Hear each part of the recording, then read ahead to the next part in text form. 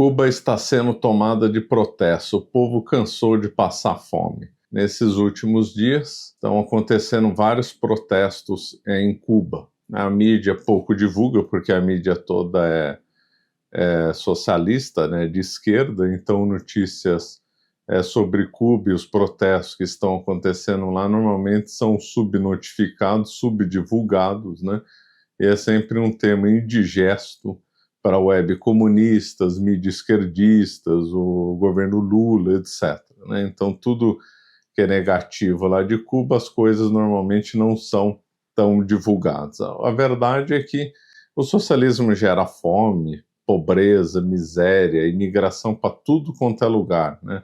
Isso daí é a regra. União Soviética, a prova inconteste do fracasso do comunismo é o Muro de Berlim, Coreia do Norte, todo mundo quer fugir da Coreia do Norte em direção à Coreia do Sul, mas ninguém quer sair da Coreia do Sul em direção à Coreia do Norte. Pessoas em Cuba querem fugir, mesmo correndo o risco de morrer nas águas cheias de tubarões do Caribe, em direção aos Estados Unidos, muitos até vêm para o Brasil. Então o povo aprova que o socialismo é um fracasso, que as pessoas querem fugir das nações socialistas, né? O atual presidente de Cuba é o Miguel Díaz-Canel, né? O Díaz-Canel, ele nasceu em 1960, ou seja, ele já nasceu pós-Revolução Cubana. A Revolução Cubana foi no ano anterior, né? 1959, liderada pelo criminoso Fidel Castro, antigo ícone das esquerdas e grande ídolo e figura midiática. Não passava de um assassino brutal, vaidoso, egoísta, um fulano realmente horroroso. Né?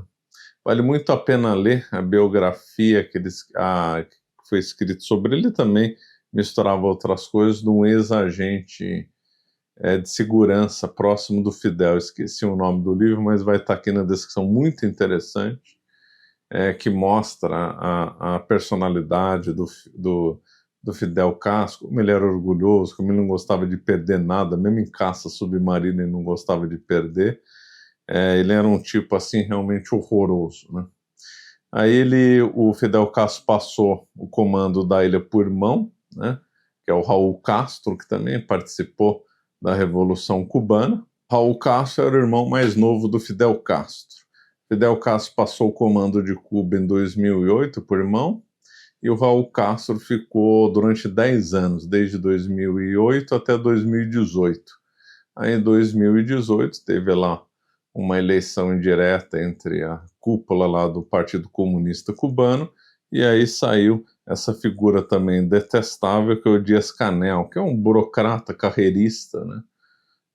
E que cresceu ali no partido, bajulando a quem estava acima dele, fez a carreira lá dentro do Partido Comunista e acabou sendo eleito. E esse Díaz-Canel está sofrendo bastante lá sofrendo entre aspas, né, porque essa cúpula do partido não está nem aí para os protestos, só querem saber de manter o socialismo vivo. Eles vivem bem a cúpula, como qualquer cúpula de partido comunista. Enquanto o povo está na miséria, a cúpula vive muito bem, né?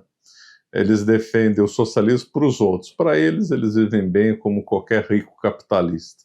Assim era o Fidel Castro, assim era o Raul, assim era o Díaz-Canel, assim é qualquer comunista. Então, para tudo quanto é lugar. Na União Soviética, a nomenclatura vivia bem e o povo passava necessidade, né? Esse é o igualitarismo do socialismo. Duas camadas sociais, uma massa de miseráveis e os membros do partido vivendo bem. E esse Díaz-Canel é outro crápula, um fulano também que não vale nada, e ele está pegando um período aí difícil em Cuba, que é um período de muito protesto, né? Então teve protesto 2021, 2022, 2023 e agora em 2024. E os últimos protestos desses últimos dias são causados pela falta de comida. O povo está passando fome. O Estado dava uma ração o mínimo possível para a pessoa não morrer de fome, as famosas cartelas, né? Que aí o povo levava aí em determinados locais de abastecimento para trocar por alimento, mas nem isso está conseguindo. Lembrando que o termo ração não está mal traduzido para o português, porque ração seria melhor traduzido como refeição e não ração, né? São raciones, né? Então ele está mal traduzido. O termo correto seria refeição e não ração, né? Bom, mas o fato é que a comida que supostamente o Estado cubano deveria garantir para todos não está garantindo mais. Então quem tem reservas, quem trabalha no mercado paralelo, quem se liga no ramo do turismo, que é a única coisa que está funcionando em Cuba é o ramo do turismo, aí as pessoas conseguem ganhar em dólar e aí conseguem comprar comida ou no mercado paralelo ou em supermercados abertos para todo mundo, né? Mas quem recebe o salário de fome pago pelo Estado cubano, como o Estado não está conseguindo fornecer alimentos para todo mundo, está passando fome, né? E recentemente o governo cubano mandou lá para Santiago de Cuba um caminhão cheio de arroz, só arroz, né? Então a coisa tá brava lá. E outra coisa é que está faltando energia elétrica também, a internet muito controlada e está faltando energia elétrica. A energia elétrica de Cuba funciona na base de termoelétricas, né?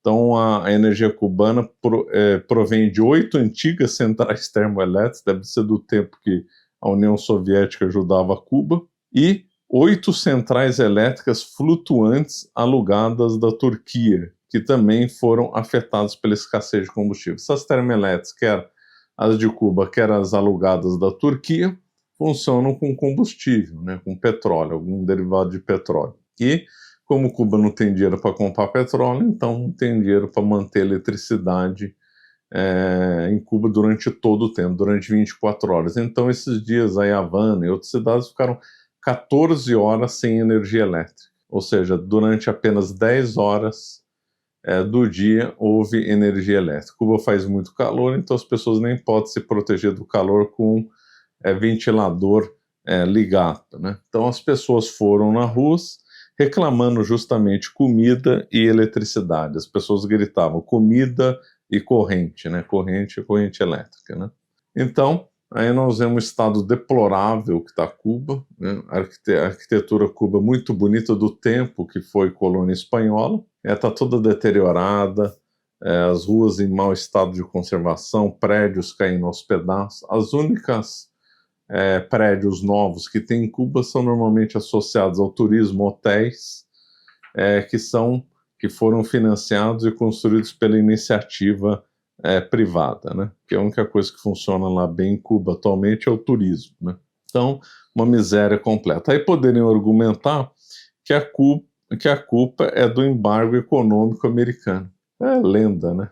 Aliás, o embargo econômico americano deve ser comemorado pela cúpula do Partido Comunista Cubano. Por quê? Porque o embargo econômico é que sustenta o Partido Comunista Cubano, porque dá desculpa para eles, né? Então, eles vão lá e dizem, o povo está passando fome por causa do embargo americano, não tem energia elétrica por causa do embargo americano. Então, o embargo americano dá a desculpa para a cúpula comunista de Cuba manter o povo escravizado. Então, o embargo americano ajuda o socialismo em Cuba, né? Não está atrapalhando o socialismo em Cuba, está ajudando a manutenção do socialismo em Cuba, porque dá aí a desculpa para o governo, né? Colocar a culpa toda nos Estados Unidos.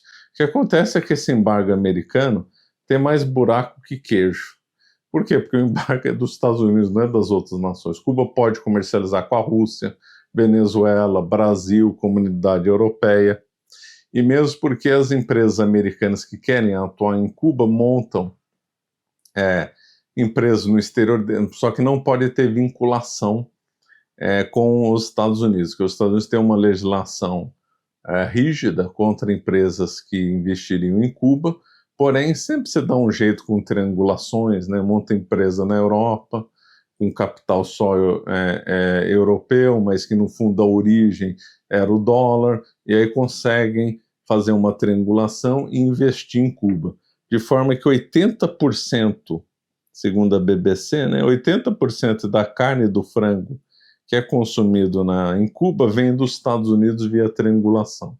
Então sempre se dá um jeito, né? Então o embargo americano é só fachada. né? Só fachada. Empresas americanas que querem atuar em Cuba dão um jeito via Europa, via México, via outro lugar, montam empresas, conseguem enviar o dinheiro lá sem ser rastreado. Isso hoje é possível, haja vista Bitcoin e outras operações financeiras sofisticadas que dá para fazer isso, né? Sabe que Singapura opera o porto lá em Cuba. Então, esse é só um mito do embargo americano. Além do que, os cubanos, né, que vivem em Flórida, ou filhos de cubanos que vivem principalmente na Flórida, enviam muito dinheiro para Cuba, né? Então, boa parte dos cubanos são sustentados com dólares vindos da Flórida. Só que também não pode ser enviado esse dinheiro diretamente, tem que ser feita triangulação via Europa e acaba chegando em Cuba. Então, investimento em Cuba há, trocas comerciais existem, há dinheiro de filhos de cubanos e cubanos que estão morando na Flórida para seus parentes lá na ilha prisão, né, porque Cuba é uma ilha prisão. Então, realmente, a miséria que lá se vive não tem nada a ver com o embargo americano. Tem a ver porque o socialismo produz miséria, só produz fome, morte, desespero, e é isso, né? Agora, a esperança que o regime cubano vai mudar, eu não sou muito otimista, ao contrário de outros. Por quê? Porque Cuba aprendeu, né, com a União Soviética como manter um povo escravizado. Então, eles têm lá tem lá a polícia interna, né, que cuida de investigar e punir quem está fazendo repressão. Então, é chamada Polícia Nacional Revolucionária, cuida de assuntos internos. O G2 ou DI fazer operações no exterior, né, Nicarágua, África, outros lugares. Hoje o público está tão pobre que a DI e a G2 têm pouca eficiência, mas no passado chegaram a ser eficientes, né? Agora, então, a PNR, além da Polícia Comum, cuida de reprimir os protestos, cuida de mandar para a cadeia quem protestou, tem tortura em Cuba, põe as pessoas nas tostadeiras. Tostadeiras é colocar a pessoa numa prisão com o sol em cima. Então a pessoa fica lá com queimaduras, quem é mais sensível ao sol morre, né, de insolação. Então é assim que é Cuba. Protestou, vai em cana, é torturado, vai para a tostadeira, e aí a pessoa some e desaparece. Se for uma coisa mais leve, leva umas burdoadas da polícia, ameaçado por ela, da próxima vez aí você vai preso, e assim vai indo, né? É lógico que quando a pessoa está passando fome, entre morrer de fome e protestar, a pessoa vai protestar, né?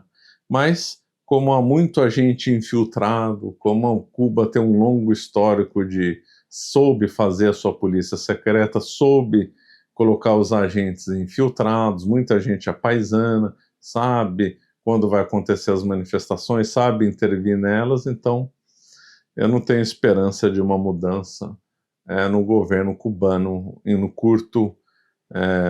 nos próximos anos, por exemplo. A não ser que tenha um racha no PCC, né, Partido Comunista Cubano, e aí alguém lá acorda, se cansa e dá um golpe palaciano, e aí começa a haver uma abertura, né?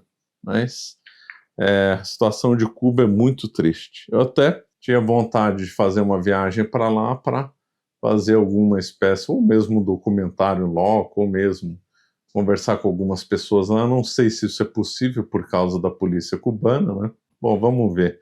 Ainda é uma ideia embrionária, né? Então, muito triste. Tudo isso que sirva de alerta para o Brasil, né? O Brasil fica votando em partido socialista e olha o que dá o socialismo aplicado realmente. Haja vista Venezuela, miséria, Cuba, miséria, Nicarágua, miséria. Então, que isso sirva de alerta para o Brasil, mas parece que o Brasil não aprende com a lição dos outros locais, né? Infelizmente. Bom, vamos ficando por aqui. Obrigado.